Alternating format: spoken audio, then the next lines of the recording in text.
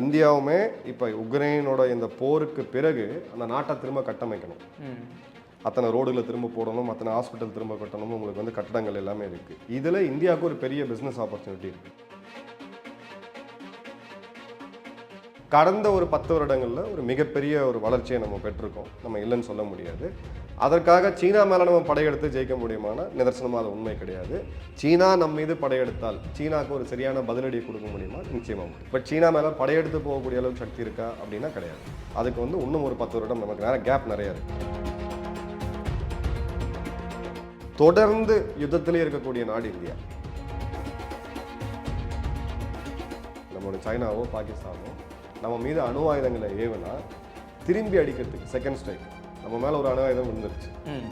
அப்போ நீங்கள் திரும்ப என்னென்ன அடிக்கலாம்? ஒன்று நம்மளுடைய அக்னி நிலத்தில் இருக்கக்கூடிய பேஸ் அதை ஓப்பன் பண்ணி நீங்கள் ஒரு அணு ஆயுதத்தை ஏவலாம், இல்லை விமானம் மூலிமா ரஃபேல் மூலிமா ஏவலாம், இல்லை ஏவுகணைகள் மூலிமா நீங்கள் எடுத்துகிட்டு போகலாம்.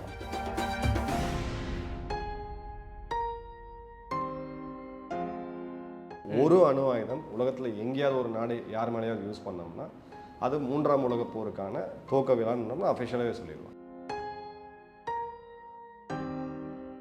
கடற்படை, நம்மளோட இந்திய கடற்படைன்றது இந்த 2000-3000 கிலோமீட்டர் கடற்பகுதிகளில் இந்தியா தான் ராஜான்றதுல மாற்று கருத்தே கிடையாது.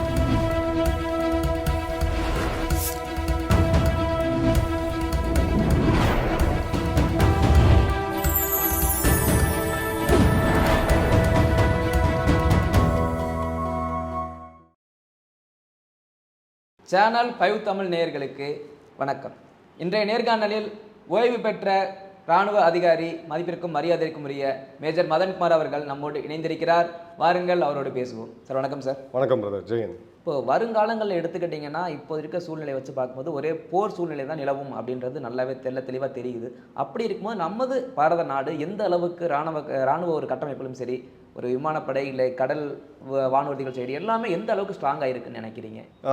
இந்த இடத்துல கடந்த 10 வருடமாக தான் நம்ம ஃபோக்கஸ் பண்ண ஆரம்பிச்சிருக்கோம். உதாரணத்துக்கு நம்ம கடைசியாக வாங்கின பீரங்கி அப்படின்றது ராஜீவ்காந்தி அவர்கள் தலைமையில் வாங்கின போஃபர்ஸ். நீ உலகத்தில் எந்த நாடுமே அதை யூஸ் பண்ணுறது கிடையாது, அது பழசாயிடுச்சு. அதன் பிறகு நம்ம பீரங்கி வாங்கினது 2015. நம்ம கடைசியாக வாங்கின போர் விமானம் மிராஜ், அதுவும் ராஜீவ்காந்தி அவர்கள் காலத்தில் வாங்கினது. அதுக்கு பிறகு இப்போ நம்ம ரஃபேல் வாங்கியிருக்கோம், 2020 தான் அது வந்திருக்கு. ஸோ ஒரு கார்கிலுக்கு பிறகு நாம் அதை கொஞ்சம் சீரியஸாக எடுத்துகிட்டு போயிருக்கணும்.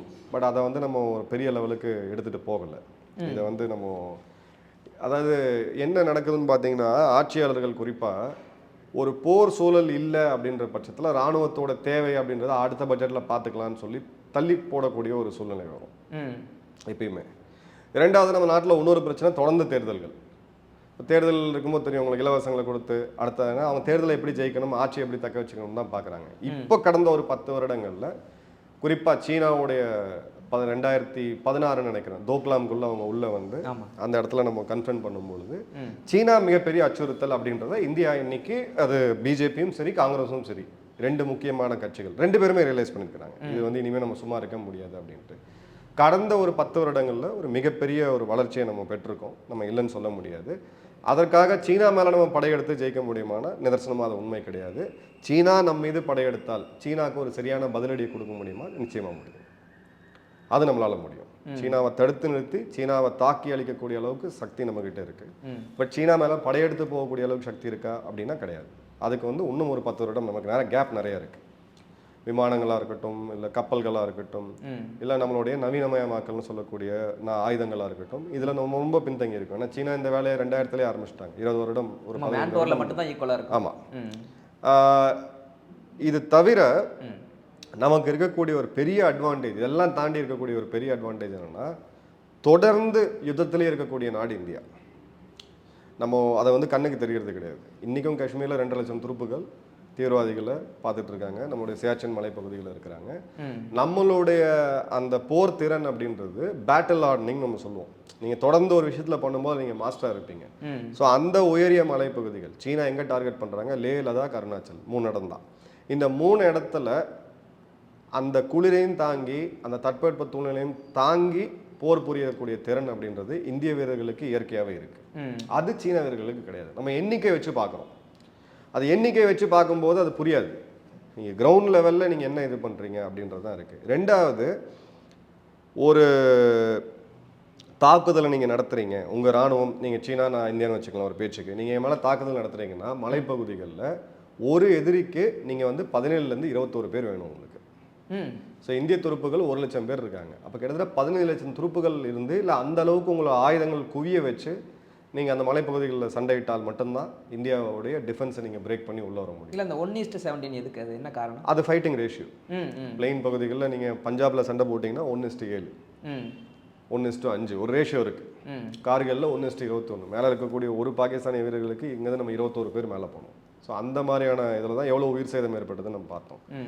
ஸோ நமக்கு சீனா இதையெல்லாம் செஞ்சு ஷி ஜின்பிங் இருக்கக்கூடிய மிகப்பெரிய இது இப்போ உக்ரைன் நானே ப்ரெடிக்ட் பண்ண ஒரு வாரத்தில் முடிஞ்சிடும் அப்படின்னு சொல்லி இன்னைக்கு என்ன ஆச்சுன்னு நம்ம கதையை பார்க்குறோம். ரஷ்யாவுடைய அந்த வெற்றின்றது அவங்களால சுவைக்க முடியல. சைனாவும் இதை சீரியஸாக பார்க்குறாங்க.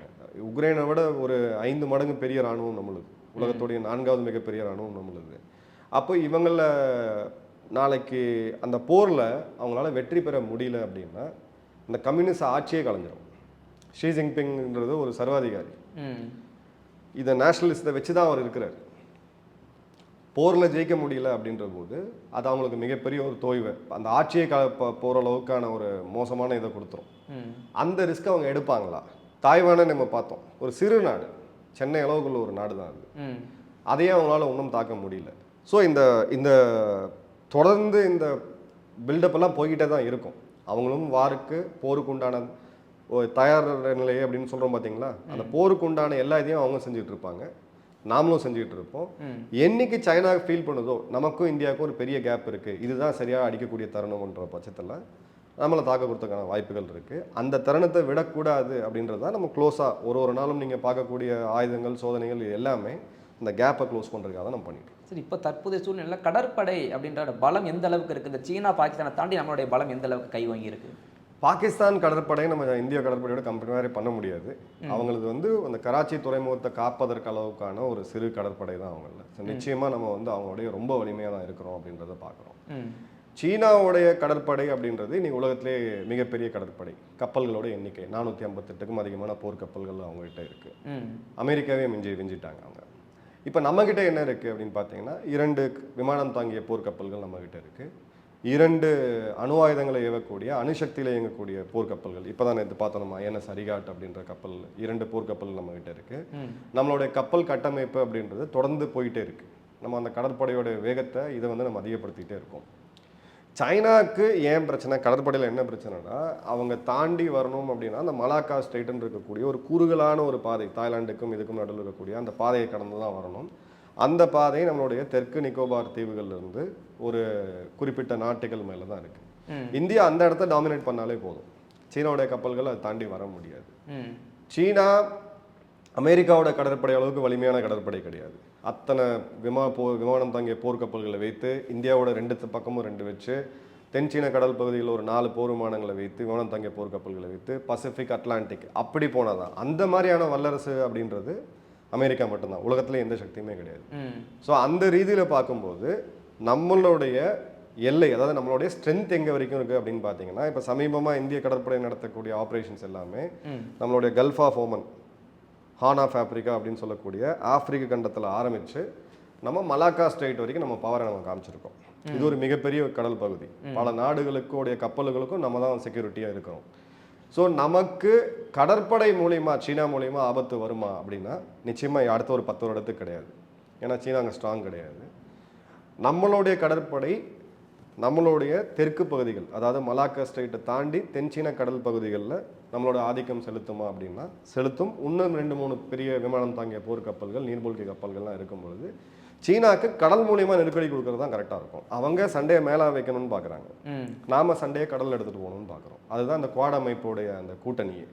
ஸோ அந்த ரீதியில் பார்க்கும்போது எண்ணிக்கையில் சீனா அதிகமாக இருந்தாலும் கடற்படை, நம்மளோட இந்திய கடற்படைன்றது இந்த 2000-3000 கிலோமீட்டர் கடற்பகுதிகளில் இந்தியா தான் ராஜான்றதுல மாற்று கருத்தே கிடையாது. இதில் நீர்மூழ்கி கப்பலின் பங்குகள் எந்த அளவுக்கு சரி இருக்கும் நம்ம நாட்டை பொறுத்த வரைக்கும்? நீர்மூழ்கி கப்பல்கள் 2 விதமான ஒரு பயணம் வந்து 2 விதமான வேலைக்கு அது இருக்குது. ஒன்று, நீங்களுடைய எதிரியோட துறைமுகங்கள், எதிரியோடைய விமானம் தாங்கிய போர்க்கப்பல்களை போய் அழிக்கிறது. ஏன்னா அது கடலுக்குள்ளே இருக்கும்போது அதை கண்டுபிடிக்கிறது ரொம்ப ரொம்ப கஷ்டம். அதை இன்ஜின் ஆஃப் பண்ணி ரேடியோ ஆஃப் பண்ணி வச்சிட்டாங்கன்னா எந்த ஒரு சேட்டலைட்டும் எதாலையுமே கண்டுபிடிக்க முடியாது. அவங்க சைலண்ட்டாக கீழே இருப்பாங்க, எதுவுமே பண்ண முடியாது. இப்போ அதுக்கு மேலே ஒரு போர்க்கப்பல் போச்சுன்னா கூட போர்க்கப்பலுக்கு கீழே ஒரு நீர்மூழ்கி கப்பல் இருக்குன்றது தெரியாது. ஸோ அந்த மாதிரி ஒரு மிகப்பெரிய அசெட், ஒரு விமானம் தாங்கிய போர்க்கப்பல், ஃபுஜியாங் ரக போர்க்கப்பல் சீனா வச்சிருக்குன்னா அதோட மதிப்பு 1,00,000 கோடி. அதை தாக்கி அளிக்கிறதுக்கு இது நம்மளுடைய நீர்மூழ்கி கப்பல்கள் முக்கியம். ரெண்டாவது நம்மளுடைய இப்போ ஐஎன்எஸ் அரிஹாட், ஹரிகண்ட், இது ரெண்டுமே அணுசக்தியில் இயங்கக்கூடிய அணு ஆயுதங்களை எடுத்துகிட்டு போகக்கூடிய போர்க்கப்பல்கள் இது, நீர்மூழ்கி கப்பல்கள் இது. இப்போ இந்த நீர்மூழ்கிகள் 2 தான் இருக்குது. இதோட வேலை இந்தியாவுடைய ஒரு பாதுகாப்பு கவசம்னு சொல்லலாம். நம்மளோட சைனாவோ பாகிஸ்தானோ நம்ம மீது அணு ஆயுதங்களை ஏவுனா திரும்பி அடிக்கிறதுக்கு செகண்ட் ஸ்ட்ரைக், நம்ம மேலே ஒரு அணு ஆயுதம் விழுந்துருச்சு, அப்போ நீங்கள் திரும்ப எங்கேருந்து அடிக்கலாம்? ஒன்று நம்மளுடைய அக்னி நிலத்தில் இருக்கக்கூடிய பேஸ், அதை ஓப்பன் பண்ணி நீங்கள் ஒரு அணு ஆயுதத்தை ஏவலாம், இல்லை விமானம் மூலிமா ரஃபேல் மூலிமா ஏவலாம், இல்லை ஏவுகணைகள் மூலிமா நீங்கள் எடுத்துகிட்டு போகலாம். 3வது கப்பல்ல இருந்து நீங்கள் ஏவலாம். 4வது நீர்மூழ்கியிலிருந்து. இதில் இருக்கிறதுலே கண்டுபிடிக்க முடியாத நீர்மூழ்கி தான். ஸோ அதில் இப்போ நம்மக்கிட்ட 2 கப்பல்கள் இருக்குது. ஸோ இந்த நாடுகள் நாளைக்கு நம்ம மேலே ஒரு அணுசக்தி அணு ஆயுதத்தை ஏவணும்னு யோசிக்கவே முடியாது. ஏன்னா பாகிஸ்தான் யோசிச்சாங்கன்னா நம்மளோட இந்த கப்பலில் 15 ஏவுகணைகள் இருக்கு, 750 கிலோமீட்டர் தாக்கக்கூடியது. பாகிஸ்தானில் இருக்கிறதே மொத்தம் 8 நகரங்கள் தான். பாகிஸ்தானில் இல்லாமல் போயிடும். அந்த பாகிஸ்தான் கிட்ட அணு ஆயுதங்கள் நம்மளோட அதிகமாக இருந்தால் கூட இந்தியா மேலே ஒரு ஏவுகணை ஏவனா இந்த நீர்மூழ்கி கப்பல் கடலுக்குள்ளேயே இருக்கும். இது அணுசக்தியில் எங்குது, அடிக்கடி வெளியில் வரணும்னு அவசியம் கிடையாது. ஸோ ஒரே நேரத்தில் அவங்க பாகிஸ்தானோட 9 நகரங்கள் மார்க் பண்ணப்பட்டிருக்கு. அதை தடுக்கவும் அவங்களால முடியாது, அந்த அளவுக்கு வேகமாக போயிட்டு. ஸோ தற்காப்பு கவசம் இது நீங்கள் கடைசியாக வச்சுட்டு இருக்கக்கூடிய ஆயுதம். நாட்டுக்கே ஒரு அச்சுறுத்தல் வரும்போது அதை ஒரு இது பண்ணியிருக்கோம். ஸோ 2 இதுலேயுமே நம்மளோட எண்ணிக்கை கம்மியாக இருக்குது. வரக்கூடிய காலங்களில் இதே மாதிரி இன்னும் 5 நீர்மூழ்கி கப்பல்கள் நம்ம பண்ணுவோம். அதே மாதிரி டீசல் இயங்கக்கூடிய அட்டாக் சப்மரீன்ஸ் நம்ம சொல்லக்கூடிய அந்த ரோல் இருக்கக்கூடிய சப்மரீன், இப்போ நம்ம ஒரு ஸ்கார்பியன் சப்மரீன் ஃப்ரெஞ்ச் இது நீங்கள் கேள்விப்பட்டிருப்பீங்க, இப்போ கூட்டு தயாரிப்பை நம்ம திரும்ப ஆரம்பிக்கிறோம். சார், தொடர்ந்து இந்த சீனா இந்தியாவுக்கான இந்த போர் சூழல்களுக்கான காரணம் நமக்கு அந்த சண்டை அப்படின்னு அந்த ஃபீல், இந்த நிலப்பரப்பு எல்லையின் பிரச்சனை அந்த ஒரு காரணம் தானா, இல்லை இந்த பொருளாதார வளர்ச்சிக்கும் அது ஒரு காரணமாக இருக்கா? இல்லை, எல்லை பிரச்சனை கிடையவே கிடையாது, அது காரணமே கிடையாது. எல்லை பிரச்சனை என்னைக்கோ சால்வ் பண்ணிருக்கலாம். 13 நாடுகளோட சீனா எல்லை இருக்கு, எல்லா நாடுகளுக்கிட்டையுமே சால்வ் பண்ணிட்டாங்க. எல்லை பிரச்சனை அவங்க வச்சுக்கிட்டு இருக்காங்க, இது சால்வ் ஆகக்கூடாது அப்படின்றதுல அவங்க குறியா இருக்கிறாங்க. அவங்களுக்கு உலகத்தோடைய மிகப்பெரிய சக்தி ஆகணும். அப்போ ஆசியாவில் 2 நாடுகள் தான் பெரிய நாடுகள், ஒன்று சீனா, ஒன்று இந்தியா. முதல்ல நீங்கள் உங்கள் ஏரியாவில் தாதாவாவீங்க, அதன் பிறகு உலகத்தோட தாதாவான அமெரிக்காவை சேலஞ்ச் பண்ணுவீங்க. ஸோ இந்தியா இப்போது நாங்கள் உங்களுக்கு இணங்கி போயிடுறோம், உங்களோட காம்படிஷனாக எங்களுக்கு கிடையாது, உங்களுடைய இன்வெஸ்ட்மெண்ட்ஸை நாங்கள் அலோவ் பண்ணுறோம் அப்படின்னு சொல்லி பாகிஸ்தான் மாதிரியோ இல்லை இலங்கை மாதிரியோ ஒரு அடிமை நாடாக இருக்கிறதுக்கு இந்தியா ஒத்துக்கிச்சுன்னா இந்த எல்லை பிரச்சனை நாளைக்கு சால்வ் ஆகிடும். அவங்க நம்மளை ஒரு த்ரெட்டாக பார்க்குறாங்க. இந்தியா நாளைக்கு ஒரு மிகப்பெரிய எல்லையை கொண்ட, கிட்டத்தட்ட 4500 கிலோமீட்டர் எல்லையை கொண்ட நாடு, நாளைக்கு நம்மளை தாக்கிட்டா. வரலாறும் காமிச்சிருக்கு, நம்மளோட வீரர்கள் போய் சண்டை போட்டதான் அவங்களுக்கு தெரியும் 2ஆம் உலக போரில். ஸோ நான் உலகத்தோட மிகப்பெரிய சக்தியாக ஆகணும் அப்படின்னா என்னை சுற்றி இருக்கக்கூடிய நாடுகளில் ஆசிய கண்டத்தில் நான் ஃபஸ்ட்டு பெரிய ஆளாக வரணும். அந்த போட்டிக்கு தீர்வு அப்படின்றது கண்டிப்பாக ஒரு யுத்தத்து மூலியமாக தான் வந்தாகும். இதுதான் நடைமுறை உண்மை. 2 பேரும் மோதிக்கிட்டாதான் அது யார் பவர்ஃபுல் அப்படின்றது தெரியும். அது நேரடியாகவோ மறைமுகமாகவோ பல இதில் போவாங்க. பொருளாதாரமும் ஒரு மிக முக்கியமான காரணம். இது 2 பேஸ் பண்ணி தராங்க. எல்லை பிரச்சனையே கிடையவே கிடையாது. இப்போ அந்த பேங்காங்ஸோ ஏரி, உப்பு நீர் ஏரி, அதுலேருந்து ஒரு 200 கிலோமீட்டரை எடுக்கிறதுனால சைனாக்கு என்ன பெருசாக ஆக போகிறதா ஒன்றுமே கிடையாது. அது ஒரு காரணமாக தான் பார்க்கப்படுது. சார், தொடர்ந்து நம்ம இந்திய பகுதியில் சொல்லிட்டீங்க கப்பற்படை எந்த அளவுக்கு இருக்குன்னு. விமானப்படை நம்ம காலங்காலமாக பார்க்குறது இந்த நாட்டு ரஷ்யாக்கிட்டேருந்து இத்தனை விமானம் வாங்கணும் அப்படின்னு விமான தகவல்கள் அதிகமாக வரும். விமானப்படையில் எந்த அளவுக்கு ஸ்ட்ராங்காக இருக்குது பேசிங்க? விமானப்படையில் நம்ம ஒன்றும் ஸ்ட்ராங்காக இல்லை, நிதர்சனமான உண்மை தான். இப்போதைக்கு நம்மளை ஒரு விமானப்படை 2012 நினைக்கிறேன் 30 விமானப்படையோட தளபதி நேரடியாகவே பார்லமெண்ட் கமிட்டிக்கு ஒரு அறிக்கையை சமர்ப்பிச்சிருந்தார். நாளைக்கு 2 முனை போர் வந்துச்சுன்னா நம்மளால் 10 நாள் கூட தாங்க முடியாது, நம்மளுக்கு விமானங்கள் இல்லை அப்படின்னு சொல்லிட்டு, அதன் பிறகு அவசர அவசரமாக நம்ம தேஜஸ் இந்திய ரக விமானத்தை புஷ் பண்ணுறோம். இப்போ மிக் ரக விமானங்களில் ரீப்ளேஸ் பண்ணி தேஜஸ் ரக விமானங்களை நம்ம உள்ளே கொண்டு வரோம். அது இந்திய தயாரிப்பு, ஆனால் இருக்கக்கூடிய இன்ஜின் G414 இன்ஜின் அமெரிக்காவுடைய ஜி நிறுவனத்தோடது. ஸோ அந்த இன்ஜின் தான் உங்களோட இதயமே, ஒரு வண்டியோட ஒரு ஃப்ளைட்டோட இதயமே அதுதான். ஆனால் அதில் நம்ம ஓரளவுக்கு முன்னாடி போயிட்டுருக்கோம், இருந்தும் இன்னும் டிலே ஆகிட்டு இருக்குது. 2வது உங்களுடைய ஃப்ரண்ட் லைன் ஃபைட்டர் ஜெட்ஸ்னு சொல்லக்கூடிய மிக முக்கியமான போர் விமானங்கள். இன்றைக்கும் நம்ம மிராஜ் போன்ற பழைய விமானங்கள், மிராஜ் 2000 அப்படின்றது 2000 தயாரிச்சு 24 வருடத்துக்கு மேலே சர்வீஸில் இருக்குது. ஸோ அந்த இடங்களுக்கு நம்ம கேப் ஃபில் பண்ணணும் அப்படின்னு சொல்லிட்டு தான் ரஃபேல் உள்ளே கொண்டு வந்தோம். ரஃபேல் வந்திருக்க வேண்டியது 2010. அது இப்போ வந்திருக்கு, இப்போ தான் வந்திருக்கு. ஒரு 12 வருட காலம் டிலேக்கு அப்புறம் வந்திருக்கு. ரஃபேல் ஒரு 4.5ஆம் தலைமுறை விமானம். இன்றைக்கி உலக நாடுகளெல்லாம் 5ஆம் தலைமுறை விமானத்தை வச்சு பண்ணிட்டு இருக்காங்க. செங்கடூ ரக விமானங்கள் சைனா, F-35 ரக விமானங்கள் Russia, America, Su-57 Russia. So இப்போது மிகப்பெரிய கேள்வி என்னென்னா, 5வது ரக தலைமுறை போர் விமானத்தை நீங்கள் வச்சுருக்கணும். அப்போ வச்சுட்டு இருக்கும்போது ஒன்று நீங்கள் வாங்கலாம், இல்லை நீங்களே தயாரிக்கலாம். ஸோ அந்த இடத்துல AMCA அப்படின்னு சொல்லி AMCA அப்படின்ற ப்ராஜெக்ட் இப்போ தான் நம்ம ஆரம்பிக்கிறோம். நம்மளுடைய இந்த விமானம் வரும் அப்படின்னா HAL போன்ற நிறுவனங்கள், அரசு நிறுவனங்கள் அவங்களுடைய ஸ்டைலில் அவங்களுடைய ஸ்பீடில் போகக்கூடியதெல்லாம் பார்த்தீங்கன்னா 15 வருஷம் ஆயிரும்.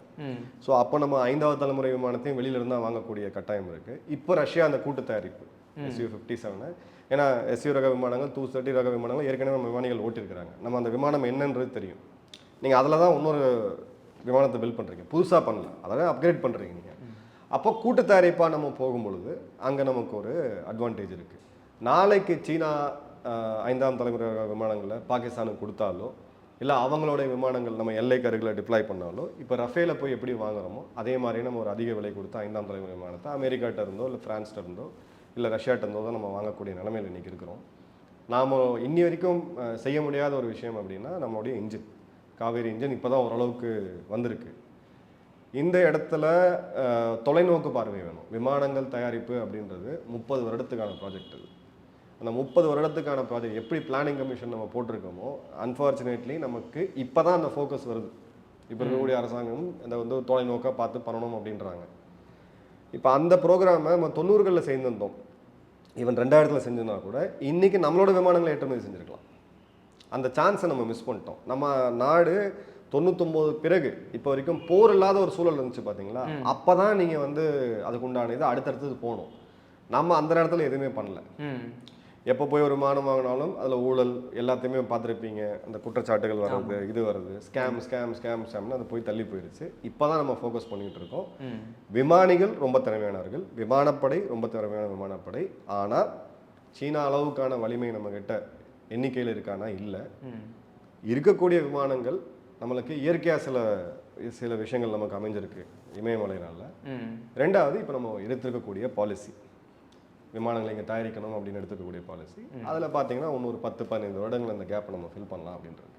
ஓகே சார், அதே மாதிரி எந்த போராக இருந்தாலுமே கடைசி ஆப்ஷனாக இந்த அணு ஆயுத தாக்குதல் அப்படின்றத மேற்கொள்வாங்க. அந்த அணு ஆயுத தாக்குதல் மேற்கொண்டாங்கன்னா எந்த மாதிரியான தாக்கம் ஏற்படும் நினைக்கிறீங்க? இல்லை, இன்றைக்கி இருக்கக்கூடிய நிலைமையில் உலகத்தில் ஏதாவது ஒரு நாடு அணு ஆயுத தாக்குதலை செஞ்சாங்க அப்படின்ற பட்சத்தில் மொத்த நாடுகளும் அணு ஆயுதங்களை யூஸ் பண்ண ஆரம்பிச்சிட்டாங்க. ஒரே ஒரு நாடு மட்டும் யூஸ் பண்ணால் போதும். அன்னைக்கு ஏன் போகிறோம்னா ஜப்பான் கிட்ட இல்லை, அமெரிக்காட்ட தான் இருந்துச்சு. இன்னைக்கு 8 நாடுகள் கிட்ட அணு ஆயுதங்கள் இருக்கு. ஸோ ஏதாவது ஒரு நாடு எங்கேயாவது அணு ஆயுதத்தை யூஸ் பண்ணாங்கன்னா உலகம் அழியக்கூடிய ஒரு நிலைமை தான் வரும். ஸோ அணு ஆயுத போரை யாருமே விரும்ப மாட்டாங்க, நடக்கவும் நடக்காது. பட் மனிதனுடைய மூளை எப்படி வேலை செய்யும்னு சொல்ல முடியாது. இது இந்தியா பாகிஸ்தான் ஒரு அணு ஆயுதம் போட்டாங்க, இவங்க பதிலுக்கு அப்படி போகிறதுக்கான வாய்ப்பு கிடையாது. ஒரு அணு ஆயுதம் உலகத்தில் எங்கேயாவது ஒரு நாடு யார் மேலேயாவது யூஸ் பண்ணோம்னா அது 3ஆம் உலகப் போருக்கான துவக்க விழான்னு நம்ம அஃபிஷியலாகவே சொல்லிடுவோம். அவங்க முழு அணு ஆயுதங்களையும் யூஸ் பண்ணாங்க அப்படின்னா உலகத்தை மொத்தமாக 52 முறை திரும்ப அழிக்க முடியும். அந்த அளவுக்கு பலம் இருக்கு. நான் ஒரு நாட்டை சொல்கிறேன். இப்போ அமெரிக்கா எவ்வளோ வச்சுருக்காங்கன்னு தெரியாது, இந்தியா எவ்வளோ வச்சுருக்காங்கன்னு தெரியாது. ஸோ அணு ஆயுத போர் அப்படின்றது வராது. அது ஏதாவது ஒரு நாடு முற்பட்டுச்சுன்ற போது அது மொத்த உலகத்துக்கும் அழிவாக தான் நம்ம பார்க்கணும். இல்லை, அந்த அணு ஆயுதம் உருவாக்கம்ன்றது தெரியாமல் தானே சார் நடக்க வாய்ப்பு இருக்கு. அணு ஆயுதம் தாக்குறது கிடையாது, தற்காக்கிறது. இல்லை, அதோட உருவாக்கும் பணிகள் எப்படி மேற்கொள்வாங்க? அது இல்லை, அதை நம்ம ஒரு ஸ்ட்ராட்டஜிக்காக ஒரு டிஃபென்ஸ்.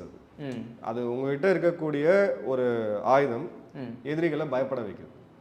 உங்களுடைய தற்காப்புக்கு தான் அணு ஆயுதம் தவிர தாக்குறதுக்கு கிடையாது. ஒரு நாடும் எப்போ அணு ஆயுதத்தை உபயோகிக்கும் அப்படின்னு சொல்லி ஒரு டாக்டரின் வச்சிருக்காங்க. இந்தியா என்ன சொல்லுதுன்னா நோ ஃபர்ஸ்ட் யூஸ் பாலிசி. நாங்கள் யார் மேலேயும் யூஸ் பண்ண மாட்டோம். எங்கள் மேலே யாராவது யூஸ் பண்ணாங்கன்னா எங்களுடைய அதிகபட்சமான ரெஸ்பான்ஸை கொடுப்போம் அப்படின்ட்டு. இப்போ பாகிஸ்தான் ஒரு அணு ஆயுதத்தை நம்ம மேலே யூஸ் பண்ணால் கூட 10 அணு ஆயுதத்தை நம்ம திரும்ப தாக்குவோம்னு சொல்கிறோம். ஆனால் நாம ஃபர்ஸ்ட் யூஸ் பண்ண மாட்டோம். ஒரு நாடு தங்களுடைய கொள்கையை வச்சிருக்காங்க. உங்களுடைய நேரத்தை ஒதுக்கி பகிர்ந்தமைக்கு ரொம்ப நன்றி. தொடர்ந்து பேசுவோம். நன்றி சகோதரர், வணக்கம், ஜெயன்.